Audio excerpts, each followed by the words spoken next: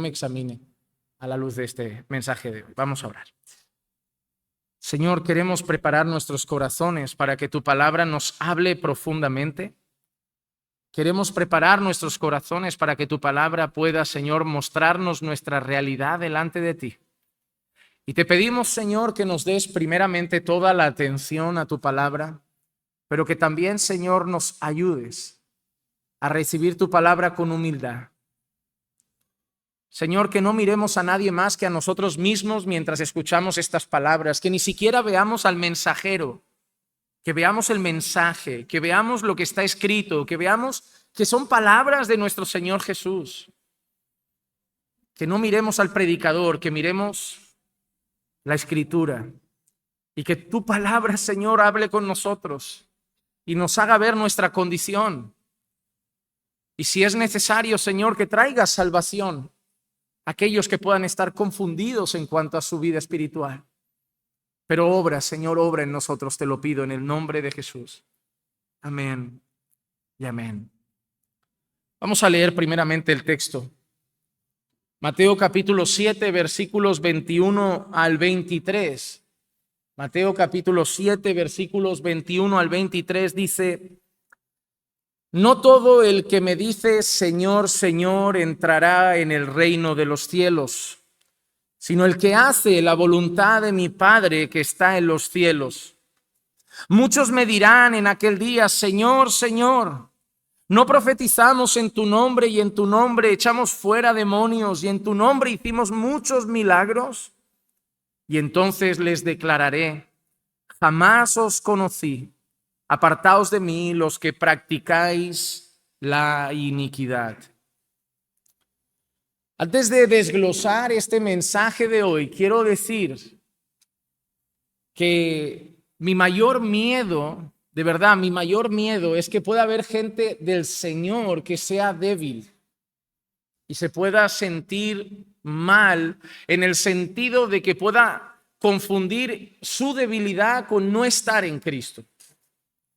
Es un miedo que tengo en mi corazón, porque tengo que exponer unas verdades muy duras, pero también sé que los creyentes pasamos situaciones de debilidad. Y me da miedo que alguien pueda ser un creyente del Señor que sea débil en este momento y que pueda sentirse no creyente. Por eso hoy más que nunca necesito que el Espíritu Santo obre en cada corazón y le haga entender a cada quien el mensaje conforme a su verdadera condición. Porque al final uno debe saber si está débil o si no es cristiano. Uno debe saberlo. Pero también es cierto que vengo con celo de que si entre nosotros hay gente creyendo ser y no siendo, que el Señor los salve. Porque prefiero que hoy sea un día trágico para la vida de alguien y diga: oye, no soy creyente. Prefiero eso, que pase hoy, a que se encuentren con Jesús y digan: Señor, Señor. Las palabras de Jesús hoy van a ser duras. Y antes de entrar a ellas, me gustaría leer una frase de un autor, de un libro que antes leíamos cuando hacíamos la membresía. Yo no sé si lo recuerdan, los primeros cursos de membresía, leíamos un libro pequeñito llamado Radical, que si alguien no lo ha leído, se lo recomiendo. Es un libro de bolsillo muy chiquitito, pero maravilloso. El autor es David Platt. Y David Platt dice lo siguiente: si nuestras vidas no reflejan el fruto de seguir a Jesús, entonces somos necios al pensar que en realidad somos seguidores de Jesús. Y esa palabra es muy importante en este día: fruto. Si nuestras vidas no reflejan el fruto de lo que es un discípulo, el fruto de lo que es seguir a Jesús, no podemos pensar bajo ningún concepto que somos sus seguidores. En los últimos mensajes del Sermón del Monte estamos viendo peligros para todos nosotros. Y 3 peligros ha mencionado Jesús. Ya llevamos vistos 2 y hoy viene el tercero. El primer peligro que Jesús nos mencionó, si lo recuerdan, es el peligro de estar andando por una senda espaciosa, de haber entrado por una puerta amplia y aún así pensar que acabaremos en la vida eterna. El peligro de caminar un cristianismo de puerta ancha, de vivir un cristianismo de camino amplio y espacioso y pensar que acabaremos en la gloria cuando quien entra por la puerta ancha y camina por el camino espacioso lleva a la perdición. Ese es el primer peligro. El creer que podemos evitar la puerta estrecha, el creer que podemos evitar el camino angosto y ser salvos. Ese es el primer peligro. El segundo peligro que nos mostró el Señor Jesús es el peligro de caer en las garras, como vemos ahí, de falsos profetas. Él nos advertía la semana pasada de los peligros de falsos profetas que vienen vestidos con piel de oveja, de cordero, pero por dentro son lobos rapaces. ¿Y qué nos llamaba Jesús a mirar de ellos? Por su fruto los conoceréis. Así que Jesús nos alienta a estudiar la Escritura, a mirar la palabra, a analizar el fruto de esos predicadores, de esos pastores, para no caer en las garras de falsos maestros.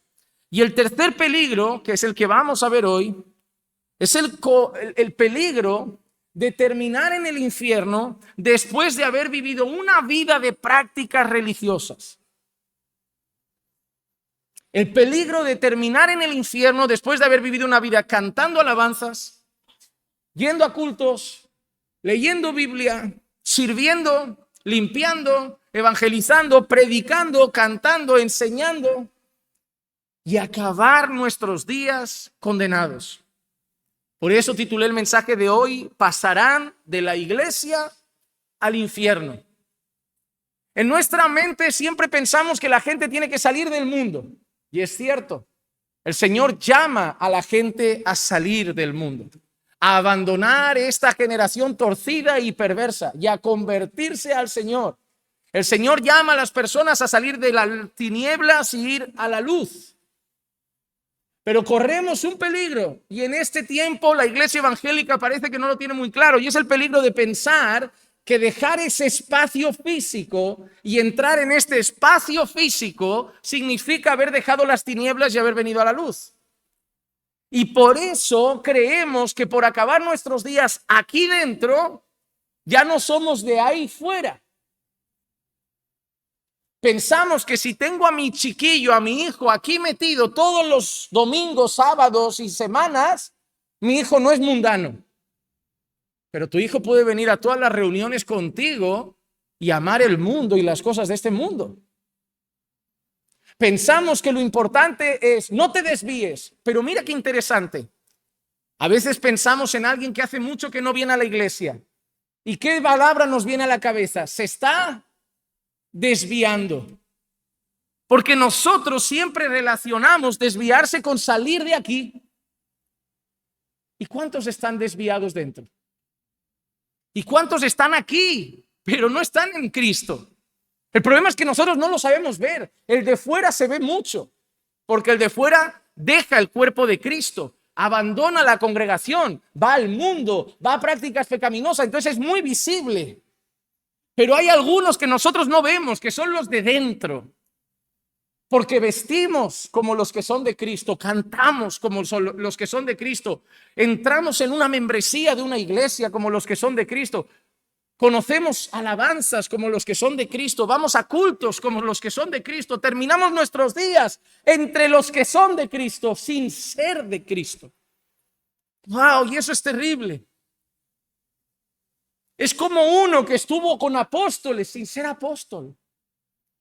Estuvo viendo milagros, participando de eventos entre apóstoles, caminando con Jesús, viendo multiplicación de panes y peces. Y no descarto que él mismo participara en milagros como los otros. Pero la Biblia dice que era el hijo de perdición. Nunca fue de ellos. Porque hay un versículo pequeño que dice, él siempre sustraía dinero de la caja de las ofrendas. Nadie lo sabía. Solo uno lo sabía. ¿O tú crees que cuando Jesús revela quién es el traidor, la gente decía, lo sabía? No, todos se sorprendieron. Solo uno no tuvo sorpresas. Jesús.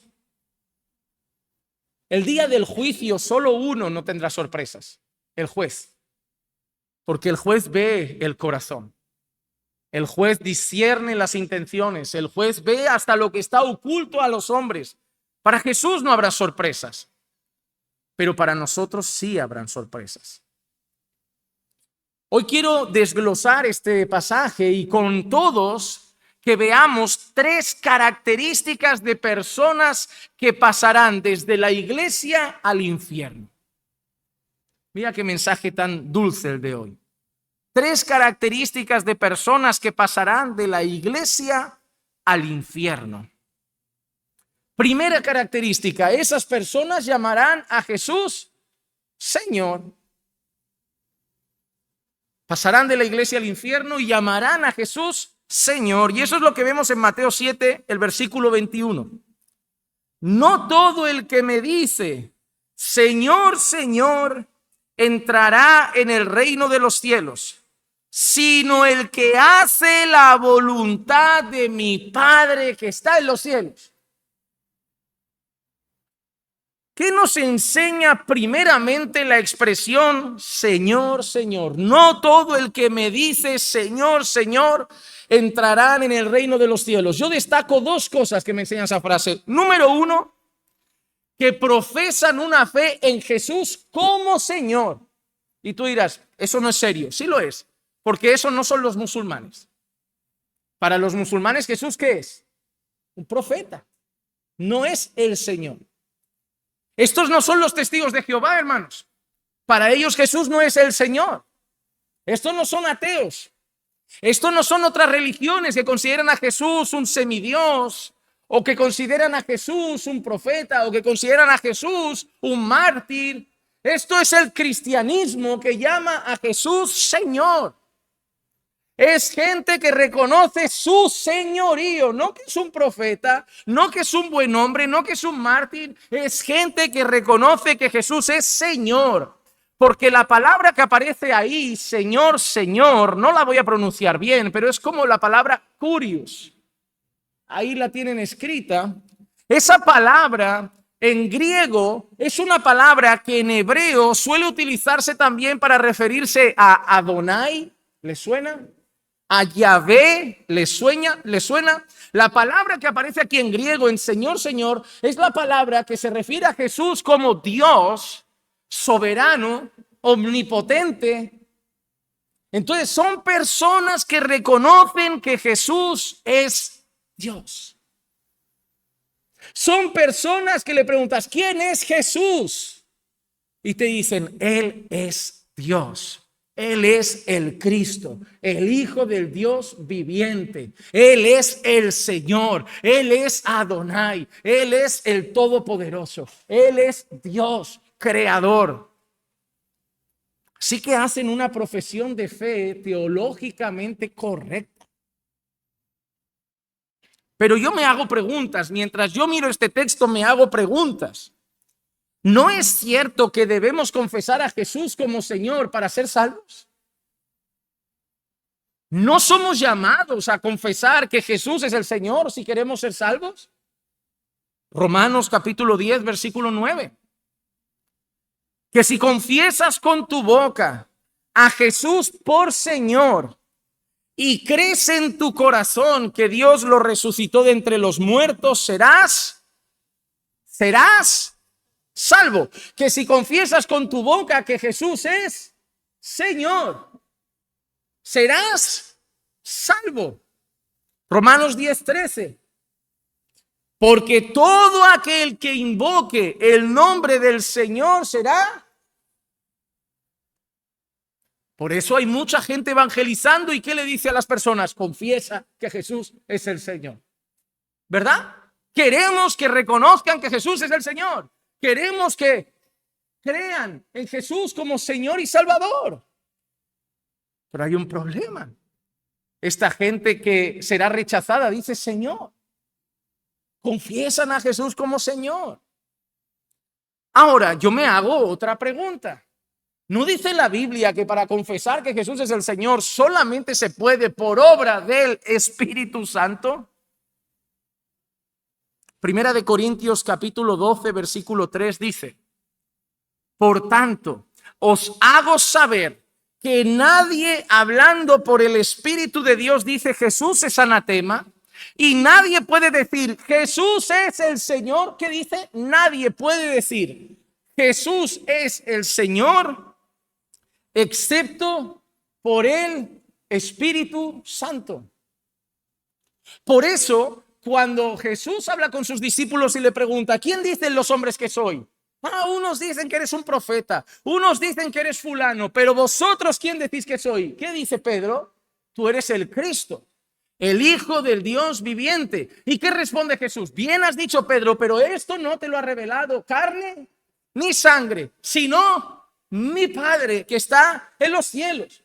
Es decir, es necesario una obra del Espíritu Santo para que el pecador reconozca que Jesús es el Señor. Ahora, intentemos montar el puzzlecito juntos.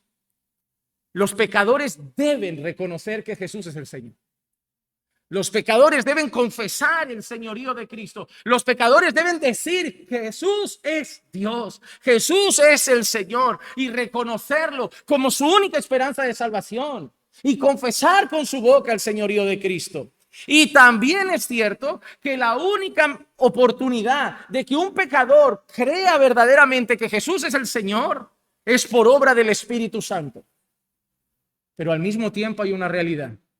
Se puede creer intelectualmente que Jesús es el Señor y no ser salvo. Se puede tener la idea en la cabeza. Por ejemplo, lo que vamos a tener este fin de semana es un ministerio de apologética. ¿A qué se dedica la apologética? A presentar defensa de nuestras creencias, pero usando mucho la razón. Argumentos lógicos, argumentos históricos, argumentos científicos, para que el ateo no tenga escapatoria. Cuando nosotros hablamos con un ateo de la resurrección de Jesús, eso no se demuestra únicamente diciendo lo dice la Biblia.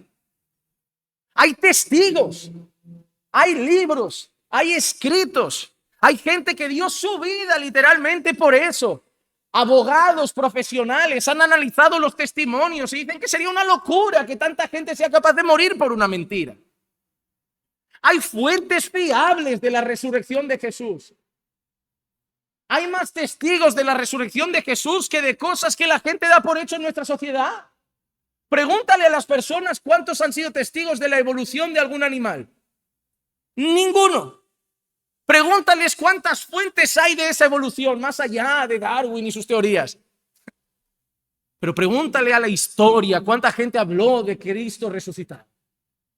Multitud de personas hasta el punto de morir, ser torturados y ser incapaces de decir, oye, es mentira. Decir, oye, que un loco convencido de su vida por una mentira vale, pero que miles de personas mueran por una mentira.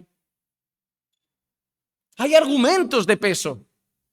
La apologética presenta esos argumentos para que la gente diga, mira, no queda otra, esa es la verdad. Pero tú puedes llevar a una persona a reconocer que esa es la verdad.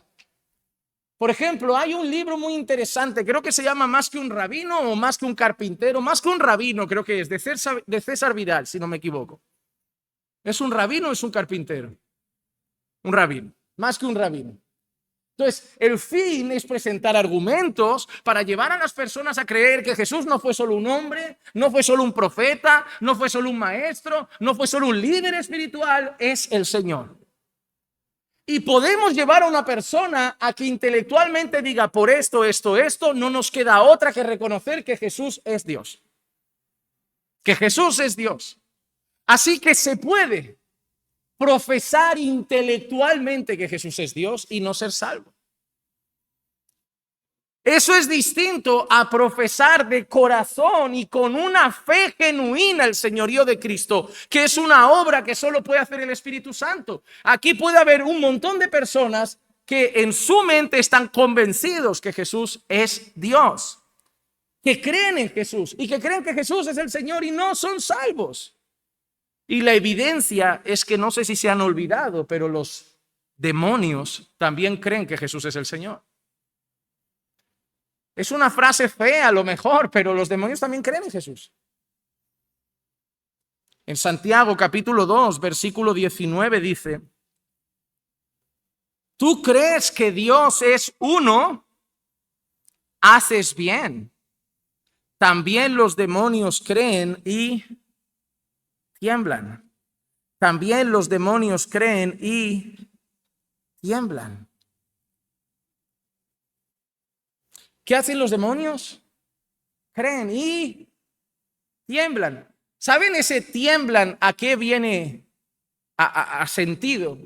A una cosa que se llama temor de Dios. No solo creen, tienen temor. No solo creen, tiemblan. ¿Sabías tú que si Dios da una orden al infierno, el infierno la cumple? ¿Sabías tú que si Dios da una orden a Satanás, Satanás la cumple? Te doy dos pruebas. Número uno, la sabes. La historia de un hombre piadoso al que todo el mundo dice que Satanás le robó todo. Pero Satanás no le robó nada que Dios no le dejase robar. Vamos a ver la historia de Job como lo que es. Porque la gente suele presentar la historia de Job como alguien que Satanás le quita todo y luego Dios se lo devuelve multiplicado. No, perdona. La historia es Satanás yendo a hablar con Dios, Dios hablando de Job, Satanás diciendo que Job solo es fiel porque Dios lo tiene protegido y bendecido, y Dios diciéndole a Satanás, vamos a ver si es por eso, te dejo tocar eso, pero no toques eso. Y Satanás, ¿sabes hasta dónde toca? Hasta donde Dios le deja. Y luego le dice, bueno, te dejo ahora tocar esto, pero no toques esto. ¿Y sabes hasta dónde toca Satanás? Hasta donde Dios le deja. Hasta el punto de ir a tocar su vida. ¿Y sabes qué le dice Dios? Toca su salud, pero no toques su vida. ¿Y sabes hasta dónde llega Satanás? Hasta su salud, pero no toca su vida. Te pregunto, ¿crees tú que Satanás no pensaría, déjame arañar un poco más y le arranco el corazón? ¿Crees que Satanás no decía, déjame un centímetro más y lo mato? Pero ¿sabes hasta dónde se queda? Hasta donde Dios le deja. Si Dios da una orden, Satanás obedece. Lutero tenía una frase muy interesante. Decía que Satanás es el diablo de Dios. Algunos lo describen como un perro furioso y lleno de rabia, cuya correa está en las manos de Dios. Y por mucho que quiera gruñir, ladrar y morder, si Dios no deja, no va a hacerlo. Por eso no entiendo por qué los creyentes tienen tanto temor cuando el que está con nosotros es mayor que el que está ahí fuera. Ahora, te cuento el otro caso para que sepas que Dios da órdenes y los demonios obedecen. En una ocasión, un gran hombre de Dios, un apóstol, tuvo unas visiones que fueron tan asombrosas que corría un peligro. Un peligro, el peligro de volverse soberbio, el peligro de volverse arrogante, el peligro de ensoberbecerse. Y ¿sabes qué dice el texto? Que para que no se le subiese a la cabeza, para que no se llenase de orgullo y soberbia, Dios le envió un mensajero de Satanás para darle bofetones. Hubo un rey que desobedeció a Dios, que tenía que acabar con todo un pueblo y decidió apiadarse del rey, decidió apiadarse de algún animal, decidió a tomar una iniciativa y decir, bueno, la idea de Dios está bien, pero yo la mejoro. Cuando el rey hace eso, Dios descarta al rey para siempre y decide enviar algo para perturbar al rey. ¿El qué? ¿El qué? Un espíritu inmundo atormentaba al rey Saúl, ¿recuerdan? ¿Quién lo mandó? ¿Quién mandó? Es decir, un espíritu inmundo lo relacionamos con demonios.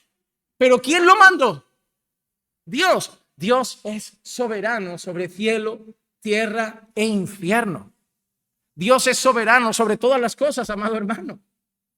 Y por eso dice, cuidado, porque los demonios creen y tiemblan. ¿Sabes qué dirán algunos? Señor, Señor, en tu nombre, Señor, Señor. Pero mira que dice, no todos los que dicen Señor, Señor entrarán en el reino de los cielos, sino el que hace la voluntad de mi Padre que está en los cielos. Ahora, ¿cuál es la voluntad de mi Padre que está en los cielos? Podemos pensar en todos los mandamientos del Señor Jesús. Podemos mencionar y pensar en todas las instrucciones bíblicas dadas por Dios, pero de una manera rápida y sabiendo que esto es la conclusión de un sermón de Jesús, podemos mirar solamente al Sermón del Monte. Podemos irnos tranquilamente a Mateo y podemos irnos rápido para pensar en las palabras del Señor Jesús. Podemos ir a Mateo capítulo 5 y pensar, bienaventurados los pobres de espíritu, es decir, aquellos que son pobres espiritualmente, que reconocen su bancarrota espiritual.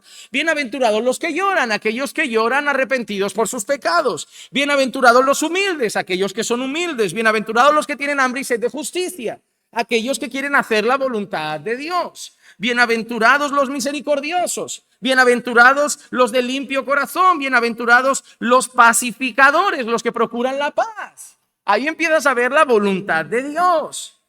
Ahora, mira qué más dice. Vosotros sois la sal de la tierra. ¿Cuál es la voluntad del Padre? Que seamos sal en la tierra, que seamos instrumento en las manos de Dios para que no avance la corrupción de este mundo a esa velocidad. Nosotros somos la luz del mundo, para que vean nuestras buenas obras y glorifiquen a nuestro Padre que está en los cielos. ¿Qué más vemos por aquí también? Habéis oído que se dijo: no matarás, y cualquiera que cometa homicidio será culpable, pero yo os digo que el que está enojado con su hermano es culpable, que el que dice raca a su hermano es culpable, que el que dice idiota a su hermano es reo del infierno. Es decir, la voluntad de nuestro Padre es que estemos bien con nuestros hermanos, que no tengamos rencor. Si vas a presentar tu ofrenda y allí te acuerdas que tienes algo contra un hermano, párate, reconcíliate y luego presenta tu ofrenda. Ahí tienes la voluntad de tu Padre. ¿Qué más tenemos? ¿Habéis oído? No se cometerá adulterio, pero yo os digo, el que mira y codicia y adulteró, ¿qué quiere nuestro Padre? Pureza sexual. Que nuestros ojos y nuestro corazón sean tan leales como el resto de nuestro cuerpo. Pureza sexual. ¿Qué más tenemos por aquí? Habéis oído que se dijo, el versículo 33, no jurarás falsamente, sino que cumplirás tus promesas, pero yo os digo, que hablaba, sea vuestro hablar, sí, sí, no, no, el resto es del maligno. ¿Qué quiere nuestro Padre? Que tengamos palabra, que seamos honestos al hablar, que no tengamos doblez en nuestras palabras, que seamos rectos en nuestras conversaciones. Podemos seguir con el capítulo 6, que se resume en el versículo 1. No practiquéis vuestra justicia para ser vistos por los hombres. No, todo el capítulo era eso. Si vas a dar tu ofrenda, no toques trompeta. Si vas a orar, cuidado con no hacerlo en las plazas públicas para ser visto. Si vas a ayunar, cuidado con no ir con cara demacrada para que la gente te vea espiritualidad. Esto que nos habla la voluntad de nuestro Padre es que tengamos una vida espiritual genuina. Una vida espiritual que le quiera dar la gloria. No queramos alardear de espiritualidad, no queramos lucir lo que no somos. Es un llamado a no tener hipocresía religiosa. Así podemos seguir. No todo aquel que me dice Señor, Señor entrará en el reino de los cielos, sino que yo os he dicho desde Mateo capítulo 5 cómo son mis discípulos. Esa es la voluntad de mi Padre. Y los que entran en el reino de los cielos son los que viven de esa manera. Eso es una pregunta importante. ¿Cómo estás viviendo a la luz de todo lo que hemos aprendido en el Sermón del Monte? ¿Cómo está tu corazón en cuanto a todas esas cosas? Eso es importante. Eso es importante. Existe el peligro, hermanos. Existe el peligro de reconocer intelectualmente que Jesús es Dios, llegar a la conclusión de que Jesús es el Señor y no ser salvo. Pero ahora, cuando miramos esta palabra, Señor, Señor, también significa algo. ¿Qué significa la repetición? Nunca se lo han preguntado por qué Señor, Señor. ¿Por qué no dice todo aquel que dice Señor, todo aquel que invoca, todo aquel que me llama Señor no entrará en el reino de los cielos? ¿Por qué dice Señor, Señor? ¿Se repiten nombres en la Biblia en alguna ocasión? Acompáñame a Lucas 22:31. Dice así: Simón, Simón. ¿Lo ven? Simón, Simón, mira que Satanás os ha reclamado para zarandearos como trigo. Cuando Satanás va a Jesús y dice que quiere zarandear a sus discípulos, zarandear a Pedro, y Jesús va a hablar con Pedro, ¿cómo lo llama? Simón, Simón. ¿Por qué doble? Pero hay otro caso. Mateo capítulo 27 y el versículo 46 dice: y alrededor de la hora novena, Jesús exclamó a gran voz diciendo: Elí, Elí, lema sabactani. Esto es: Dios mío, ¿por qué me has desamparado? ¿O por qué me has abandonado? Simón, Simón, Elí, Elí, Señor, Señor. ¿Sabes qué significa la repetición? Cercanía. Cercanía, confianza, amistad, vínculo emocional.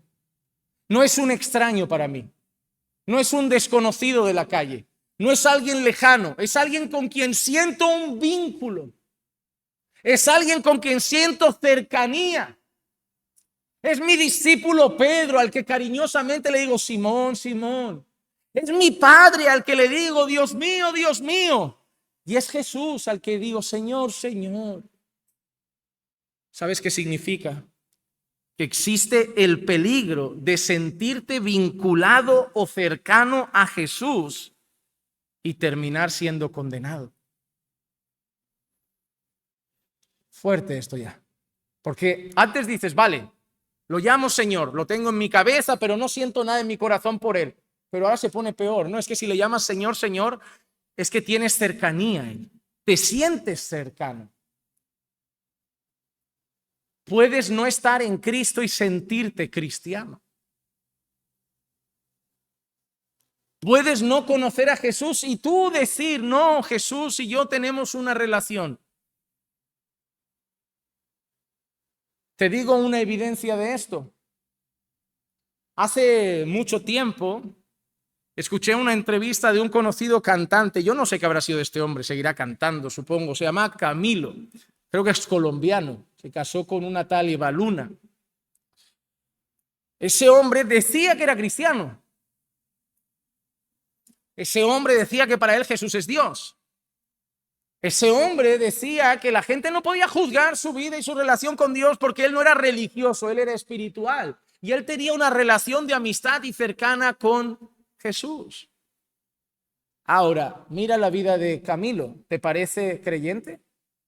¿Te parece un discípulo de Jesús? Pero él llama a Jesús Señor.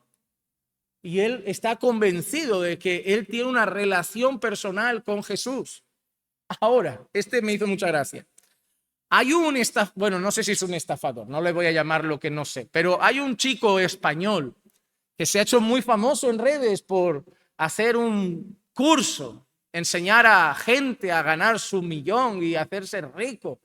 Es un hombre que se llama Amadeo Llados. Él sale sin camiseta, siempre luciendo. Empezó con mensajes muy feos, metiéndose con la gente que tenía panza, con los mileuristas, con los pobres. Luego fue cambiando un poquito su discurso. Siempre salía con mujeres operadas, ultra operadas, siempre enseñando sus músculos. Su mensaje era cuerpo, dinero, lujo, éxito. Pero de repente, para sorpresa de todos y de sus seguidores, empezó a leer la Biblia. Y ahora dice que él tiene una relación con Jesús. Sigue con sus cursos para hacerte millonario, con sus discursos para comprar Bugattis, sigue con su mentalidad vanidosa, pero él dice que Jesús es el Señor y que él tiene una relación espiritual con Jesús. Se puede llamar a Jesús Señor y hasta estar convencido de que, tú no puedes juzgarme porque yo sé que quiero a Jesús. Te digo una cosa, esta gente creía que quería a Jesús. Esta gente creía que amaba a Jesús. Esta gente creía que eran amigos de Jesús. Esta gente creía que Jesús era su Señor. Esta gente se sentía cercana a Jesús. Algunas personas dicen: no, eran hipócritas. No. Eran hipócritas sin saberlo. Eran hipócritas autoengañados. Eran hipócritas convencidos de su propia mentira, que es la peor hipocresía. Porque se puede ser hipócrita y en el fondo saber soy un hipócrita, pero lo triste de esta gente es que eran hipócritas convencidos de su fantasía. Porque si no, te digo una cosa, llegarían delante de Jesús y dirían, ahora no vale la pena fingir, aquí nos descubren. Pero ellos estaban convencidos. Señor, Señor, Señor, Señor. Ellos estaban en su mentira, se la habían creído tanto. Estaban convencidos de que iban directos a la gloria. Es triste ser un hipócrita sabiendo que eres un hipócrita, pero es más triste ser un hipócrita tan convencido ya de tu hipocresía que ni te has dado cuenta ya que lo eres. Eso es peor. Porque si al menos yo soy un hipócrita y lo sé, todavía tengo un mínimo de esperanza de un día rendirme al Señor. Pero hay aquellos que son hipócritas y no lo saben, que están autoengañados, que su mente, hermanos, su mente está tan cauterizada, se han vuelto ya tan insensibles al Espíritu de Dios, que ya no sienten ningún tipo de culpa ni pesar, aunque vivan de espaldas al Señor. Así que el primer grupo de personas que vemos son esas personas que llaman a Jesús Señor y acabarán en el infierno. Segundo tipo de personas que vemos en nuestro pasaje de hoy, que pasarán de la iglesia al infierno, personas que hacen obras religiosas en la iglesia. Mateo capítulo 7, versículo 22 dice, muchos me dirán en aquel día, Señor, Señor, no profetizamos en tu nombre, y en tu nombre echamos fuera demonios, y en tu nombre hicimos muchos milagros. No solo, es que esto se complica, no solo saben que Jesús es el Señor, además se sienten cercanos a Jesús y están convencidos de que sirven a Jesús. Es horrible, hermano. Es horrible. Porque miramos a nuestra familia en el mundo, a los ocupas de aquí al lado, a la gente de las calles y decimos, están súper perdidos.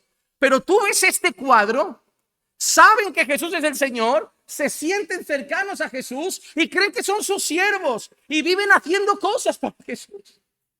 Y acabarán en el mismo lugar que los que viven en la prostitución, en las drogas y en el mundo. Este mensaje no es para la calle, este mensaje es para la iglesia, ¿eh? Este mensaje no es para tomarlo, ir a predicarlo a mi madre o a mi padre o a mis hermanos de la casa que no van a la iglesia. Este mensaje es para nosotros, ¿eh? Este mensaje es para ponernos ante el espejo y decir, oye, pero yo creo que Jesús es el Señor. Y yo me siento cercano a Jesús y yo hago cosas y quiero servir a Jesús cada vez. Puedo seguir siendo uno de estos. Hermanos, se pueden hacer actividades religiosas con el corazón en el mundo. Se puede. Se puede. Vamos a ver un ejemplo llamado Demas. Segunda de Timoteo capítulo 4, versículo 10 dice, pues Demas me ha abandonado. ¿Por qué? ¿Se enfadó con Pablo? ¿Un desacuerdo? ¿Un rocecito que se pudiera arreglar después? No, no, no. Habiendo amado este mundo presente y se ha ido a Tesalónica. Un día Demas llega a Pablo y le dice, Pablo, me cansé de la misión. Estoy cansado de la misión, me marcho. ¿Y dónde te vas, Demas? ¿Vuelves a la iglesia? No. ¿Dónde te vas, Demas? ¿Te vas de misión con otro? No. ¿Dónde te vas? ¿Vacaciones? ¿Un descanso sabático? No. ¿Dónde te vas, Demas? Yo me vuelvo al mundo, Pablo. No fue un hombre que a lo mejor limpió la iglesia, no fue un hombre que a lo mejor visitó algunas congregaciones, no fue un hombre que esporádicamente a lo mejor predicó, fue el compañero de misiones del gran apóstol Pablo. Estaba caminando con Pablo, sirviendo con Pablo, viajando con Pablo, de misiones con Pablo y el corazón seguía en el mundo. Como la mujer de Lot. Saliendo de Sodoma, pero el corazón en Sodoma. como los hebreos liberados de Egipto, saliendo de Egipto, pero el corazón en Egipto. Hermanos, se puede estar fuera de Sodoma físicamente y el corazón en Sodoma. Se puede estar fuera de Egipto físicamente y el corazón en Egipto. Se puede estar fuera de Babilonia y el corazón en Babilonia. Se puede estar aquí y no estar aquí. Se puede tener aquí el cuerpo, la cabeza, pero seguir con el corazón en el mundo. Eso es especialmente lo que hace la religión. La religión quiere que la gente esté aquí. El evangelio quiere que la gente esté en Cristo. ¿Sabes por qué? La religión no transforma, simplemente disfraza. Y por eso tiene tanto miedo de que cualquier persona se acerque un poco a cualquier ambiente no cristiano. Porque va a caer. No. Jesús pudo estar en algunos ambientes equivocados y nunca pecó.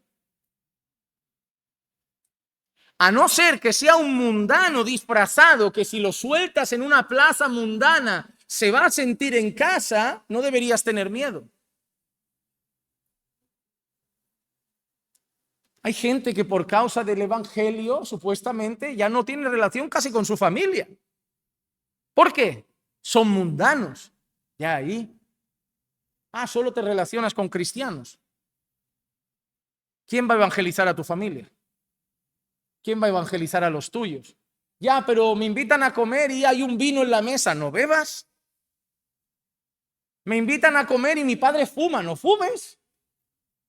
Entonces, ¿en tu trabajo qué haces? O si sales a una cafetería y alguien enciende un cigarro, sales disparado por la calle. Sí, no vamos a discotecas, no somos tan necios, pero hay ambientes donde la gente hablará con lenguaje mundano y no tenemos que entrar en su broma, ni en su dialecto, ni en su conversación. Tenemos que ser luz. Entiendan. Pero en la fiesta va a haber baile, borrachera. Depende de qué fiesta, sí, abstente, pero si tu familia que es mundana te invita a comer el domingo, ve a comer el domingo. ¿Qué pasa? A mí me da miedo si una persona solo sabe ser cristiano con cristianos. Porque me da la sensación de que a lo mejor no es cristiano, simplemente se adapta al ambiente. Y prefiere estar con cristianos porque se siente cristiano, porque si se va afuera ya no se siente cristiano. Hermano, ¿cómo eres en el trabajo donde eres el único cristiano? No, prefiero no hablar con nadie, estar ahí absorto en una burbuja. No, tienes que saber actuar con mundanos sin ser como ellos. Tienes que saber mostrar a Cristo al mundo. Tu identidad está en Jesús. Y sea como sea el vecino de al lado, tú vas a seguir siendo un discípulo de Cristo para la gloria de Dios.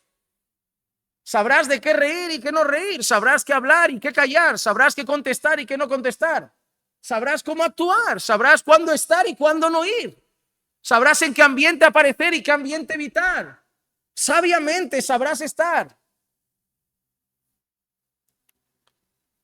José en Egipto, ¿qué cargo acabó teniendo? ¿Qué cargo acabó teniendo? Primer ministro. ¿Mano derecha de quién? ¿De quién era José, mano derecha? Ahora, imagínate que José dice, no, yo soy creyente, ¿cómo voy a ser yo la mano derecha de Faraón? ¿Cómo voy a ser yo político y mano derecha de Faraón? ¿Sabes qué hace José? Acepta el puesto. Voy a hacer luz aquí. Él es Faraón, yo no, yo soy un siervo de Dios. Cuando Daniel llega a Babilonia, ¿qué hace Dios? Lo saca de Babilonia, lo liberta y lo lleva a otro lado. O pasó un tiempecito en Babilonia. Y me parece, no sé yo si he leído bien la historia, pero Daniel sirvió en palacio. No, yo soy creyente, yo no voy a servir con un rey de Babilonia. Bueno, sé luz para el rey de Babilonia. A lo mejor ese rey acaba convertido al Señor. Esos hombres eran leales de Dios, ese era su trabajo y supieron honrar a Dios ahí.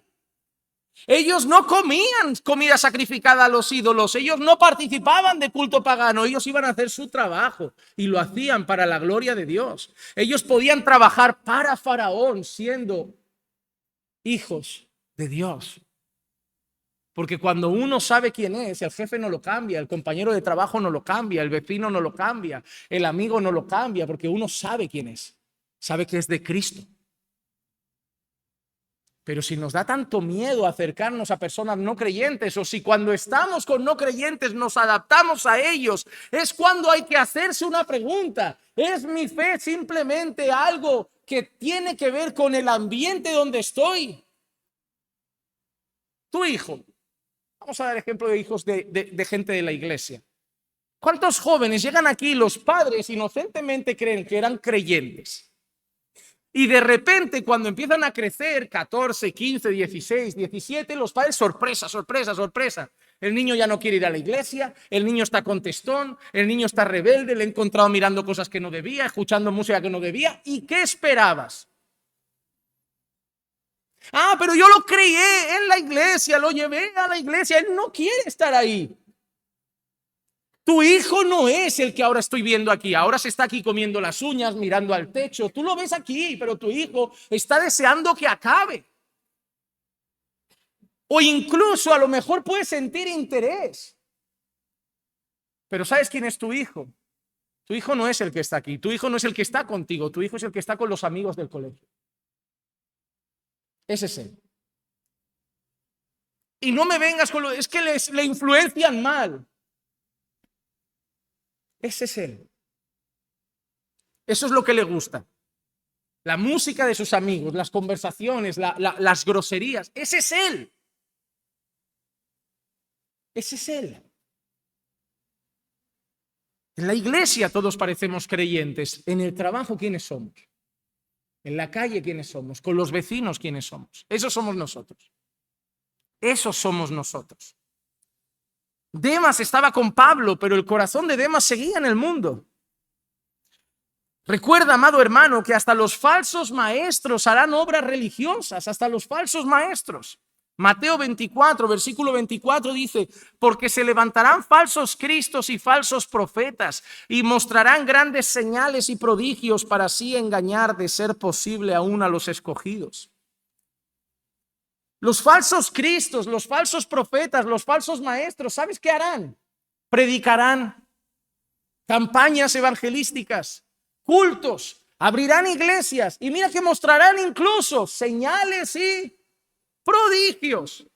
Así que cuidado con esa gente que va a una iglesia mala y te dice, ya, pero en mi iglesia hay milagros. Pero a mi pastor Dios lo usa con poder, pero a mi apóstol Dios lo usa para sanidades. Harán señales y prodigios. Satanás también tiene poder, ¿eh? Satanás también tiene poder. Así que los falsos maestros harán obras religiosas, predicarán, cantarán, harán cultos. Así que se puede ser un predicador y no ser de Cristo. Se puede ser un cantante y no ser de Cristo. Se puede ser un pastor y no ser de Cristo. Se puede ser un diácono y no ser de Cristo, un evangelista y no ser de Cristo, un misionero y no ser de Cristo, miembro de una iglesia y no ser de Cristo. Servir en cualquier área de la iglesia y no ser de Cristo. Se puede ser el más conocido predicador y no ser de Cristo. Porque se puede vivir una vida de apariencia. Como hemos visto en Mateo 6:1, cuidad de no practicar vuestra justicia delante de los hombres, para ser vistos por ellos. De otra manera no tendréis recompensa de vuestro Padre que está en los cielos. Se puede vivir una vida de apariencia, se puede orar de apariencia, ayunar de apariencia, ofrendar de apariencia, dar limosnas de apariencia, cantar de apariencia, congregar de apariencia, para ser vistos por los hombres. Se puede. Así que las segundas personas que van a ir al infierno desde la iglesia son personas que también hacían obras religiosas. Pero la tercera característica, y para mí es la definitiva y la que cierra lo que Jesús dice, es que son personas que practicaban el pecado a pesar de su profesión de fe. Ahí está la clave. Decían, Señor, sí. ¿Se sentían cercanos a Jesús? Sí. ¿Hacían obras en la iglesia? Sí. ¿Servían en la iglesia? Sí. Pero practicaban el pecado en secreto. Pero vivían una vida de espaldas a Dios en secreto. Pero en casa no buscaban a Jesús. En casa no querían a Jesús. En casa eran otras personas. Por eso en Mateo 7:23 Jesús dice: entonces les declararé, jamás os conocí. Apartaos de mí. Y mira lo que dice Jesús: los que practicáis la iniquidad. No dice los, por eso digo, me da miedo que alguien débil se sienta mal hoy y se confunda. Pero escucha la palabra que ha dicho Jesús. Los que practicáis. ¿Sabes esa palabra? ¿Quién la dice también? El apóstol Juan. Dice, el que practica el pecado es, una cosa es pecar y otra cosa es practicar el pecado. Una cosa es caer y otra cosa es vivir caído.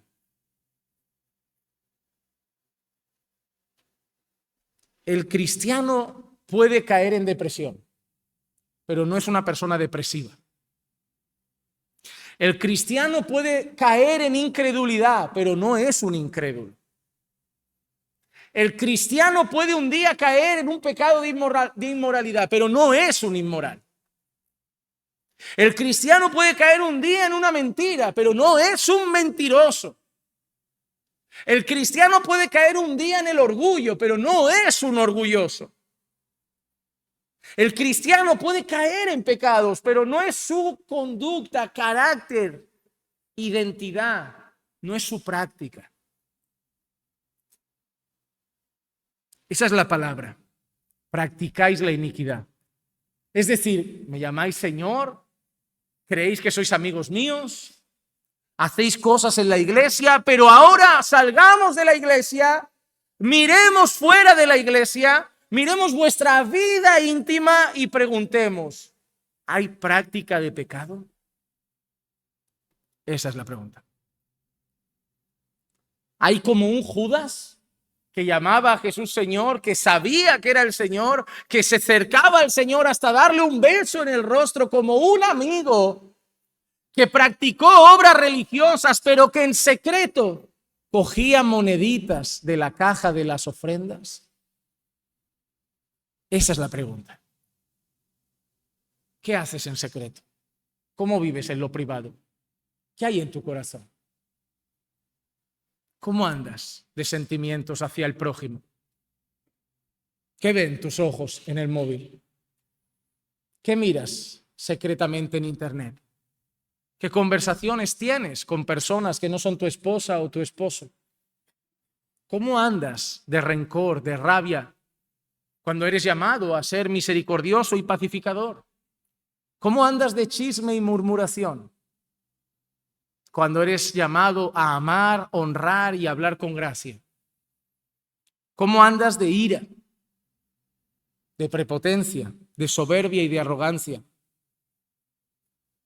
¿Cómo andas de falsedad en el trabajo, de mentiras, de engaños, de trabajo perezoso, de deshonrar a tus jefes? ¿Cómo andas en cuanto a tu obediencia a los padres, a tu honra a tu padre y a tu madre? ¿Cómo andas en cuanto a ser luz entre incrédulos? ¿Cómo andas en cuanto a ser sal en medio de esta tierra perversa? ¿Cómo andas de todo eso? Porque no todo el que me dice Señor, Señor entrará en el reino de los cielos, sino el que hace la voluntad de mi Padre que está en los cielos. Porque si no haces esas cosas, significa que aunque llamas a Jesús Señor, aunque te crees cercano a Jesús y aunque haces cosas para Jesús, no has hecho lo primero que Jesús pidió. Niégate a ti mismo. Se puede conocer la verdad de Dios y no vivirla. Se puede ser un gran teólogo y no creyente. Hemos visto hombres caer gravemente, ¿verdad?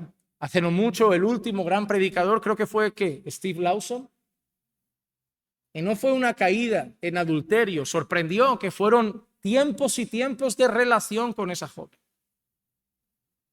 Nos sorprendió a muchos la sorpresa que nos llevamos, no sé si lo conocerán, cuando falleció Rabbi Zacarías, gran apologeta, defensor de la fe, y en cuanto fallece se descubre que tenía problemas de inmoralidad y acoso hacia mujeres. ¿Recuerdan la historia de ese gran predicador de su época, famoso? Hasta Biblias hay de él, Jimmy Swaggart. ¡Wow! Llenaba estadios. Pero un día se le descubrió en una casa de mujeres de compañía.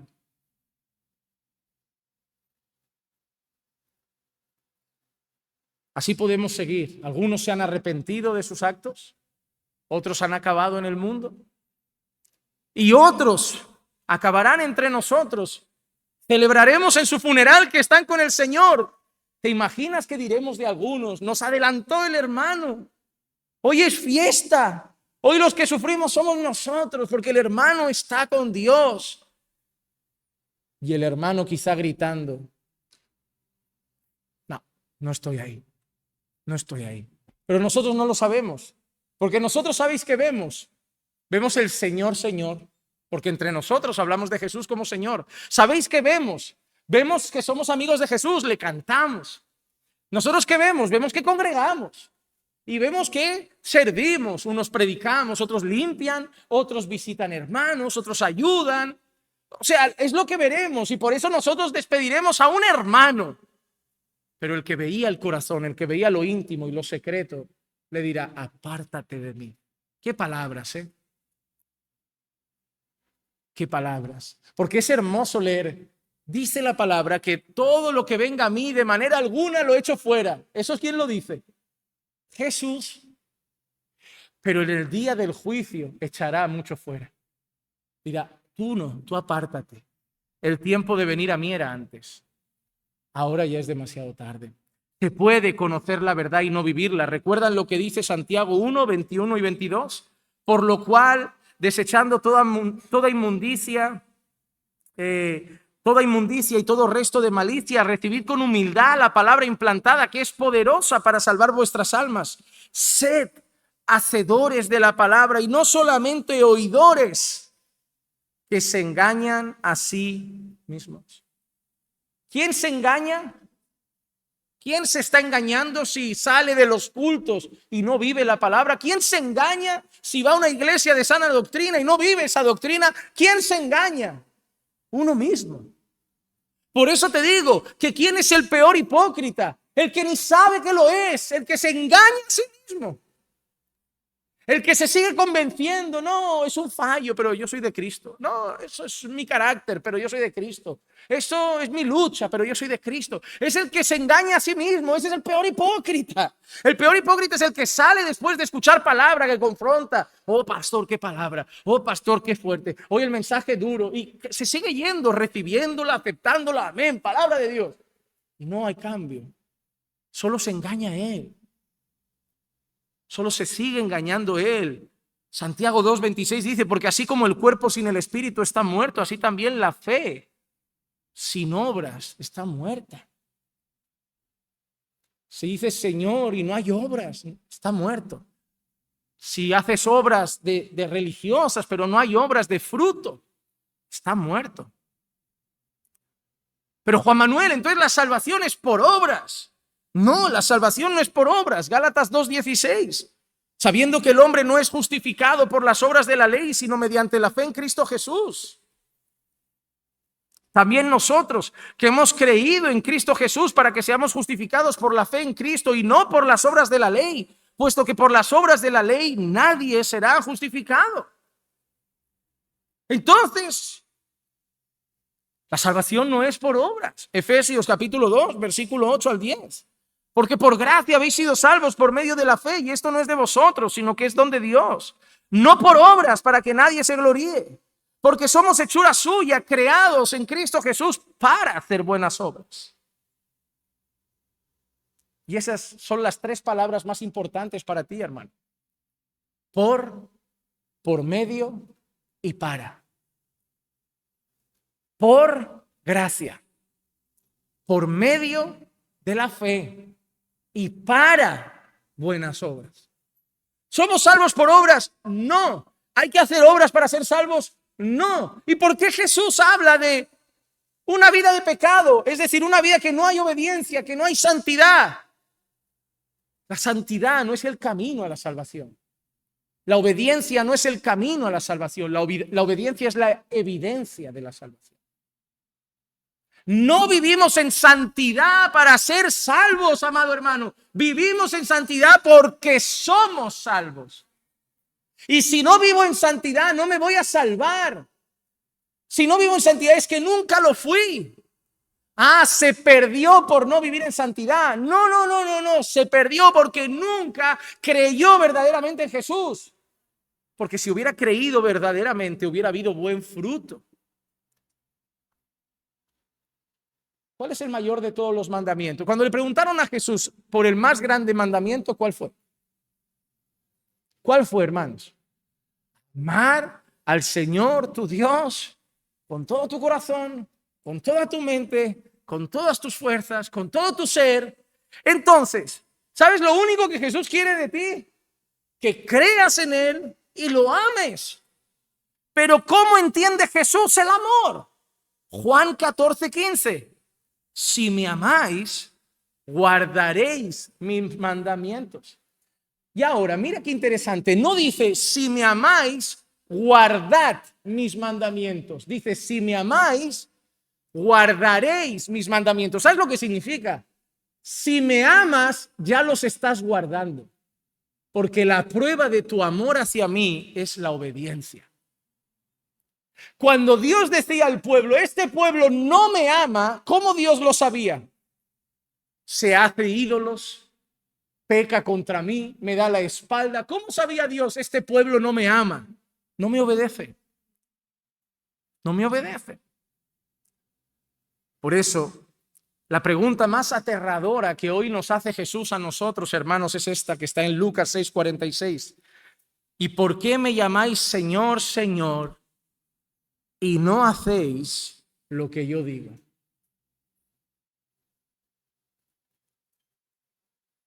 Ese es el resumen de hoy. ¿Por qué me llamáis Señor, Señor, y no hacéis lo que yo digo? Si te digo que hay que perdonar hasta 70 veces 7, ¿por qué me llamas Señor y tienes rencor? Si te digo que hay que poner la otra mejilla, ¿por qué me llamas Señor y no la pones? Si te digo que hay que amar a tu hermano, ¿por qué me llamas Señor y no amas a todos? Si te digo que hay que amar a tu esposa, ¿por qué me llamas Señor y no la amas como Cristo? Y si te digo que hay que honrar a tu marido y sujetarte a tu marido, ¿por qué me llamas Señor y no lo haces? Y si te digo que hay que instruir a tus hijos en la palabra de Dios, ¿por qué me llamas Señor y no los instruyes? Y si te digo que hay que honrar a tus padres, ¿por qué me llamas Señor y no los honras? Eso es lo que debemos preguntarnos una y otra vez. ¿Por qué lo llamo Señor y no hago lo que me pide? ¿Por qué lo llamo Señor y sigo haciendo mi voluntad? Entonces, si mi voluntad está por encima de su voluntad, para mí, ¿quién es verdaderamente el Señor? Yo. Señor, tú dices perdona, pero yo no quiero perdonar, así que el Señor de mi vida soy yo y decido guardar rencor. Yo soy mi propio Señor. Por eso muchos dirán, Señor, Señor. Y el Señor dirá, yo nunca os conocí. Tú siempre seguiste siendo tu propio Señor. Tú nunca moriste a ti mismo. ¿Quién es el Señor de tu vida? Y yo sé que tu cabeza dice Jesús y que tu corazón emocional dice Jesús. Pero yo te hago una pregunta. Mira tu vida y te vuelvo a preguntar, ¿quién es el Señor de tu vida? Mira tu tiempo libre y te pregunto, ¿quién es el Señor de tu vida? Mírate en el trabajo y te pregunto, ¿quién es el Señor de tu vida? Mírate en casa y te pregunto, ¿quién es el Señor de tu vida? El pastor Joel Beeke dice así, y concluyo con esta frase: la base principal de la seguridad está arraigada en las promesas de Dios, pero esas promesas deben hacerse cada vez más reales para el creyente a través de las evidencias subjetivas de la gracia y el testimonio interno del Espíritu Santo. ¿Saben qué significa? Mi fe no descansa en mí. ¿En quién descansa? En Jesús. Mi salvación no descansa en mí. ¿En quién descansa? En Jesús. Pero para que yo tenga esa seguridad cada día más clara, las promesas de Jesús de la salvación se tienen que hacer evidentes. Te doy un ejemplo sencillo. Porque yo estoy convencido que el que empezó en vosotros la buena obra la va a perfeccionar hasta el final. Yo descanso en la promesa de Jesús, pero tengo que ver la evidencia de que esa perfección se está dando, porque si no, nunca tendré seguridad. Por eso un montón de gente le pregunta, ¿eres salvo? No lo sé. ¿Por qué? Deberías saberlo. ¿Y cómo lo sé? Mira tu vida, mira las promesas de Jesús. Él promete que el que salva es santificado, que el que salva es transformado, que el que empieza una obra la perfecciona. Mira tu vida. Y tú podrás decir, sí, pastor, estoy lejos de ser lo que debo ser, pero por la gracia de Dios no soy lo que era. Hay una evidencia que me anima a decir, en mi torpeza, creo en mi salvación, creo en la promesa del Señor. Hermano, llévate el mensaje de hoy con seriedad al corazón. Analízalo mañana con calma en tu casa. Analízate en cada área de tu vida. Y si no sientes que realmente eres de Cristo después de hacer ese examen, arrepiéntete y ve a Jesús. Puedes haber pasado mucho tiempo en la iglesia y ser salvo hoy. Mejor hoy que nunca. Es mejor darse cuenta de una verdad tarde que el día del juicio. Que Dios nos lleve a examinarnos a la luz de su palabra. Y les pido, no me miren a mí. He intentado dentro de la severidad de este mensaje ser suave.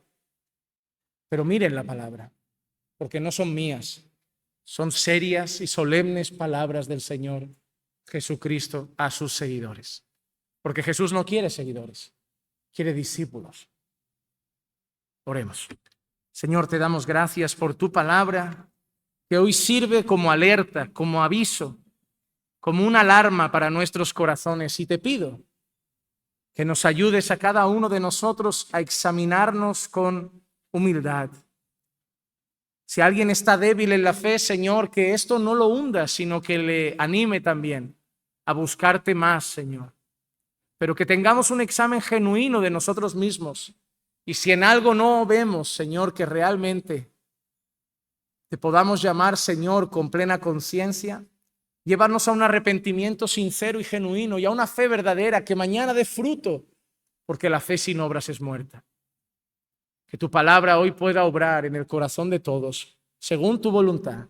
Te lo pido en el nombre de Jesús. Amén, amén, amén. Estamos bendecidos.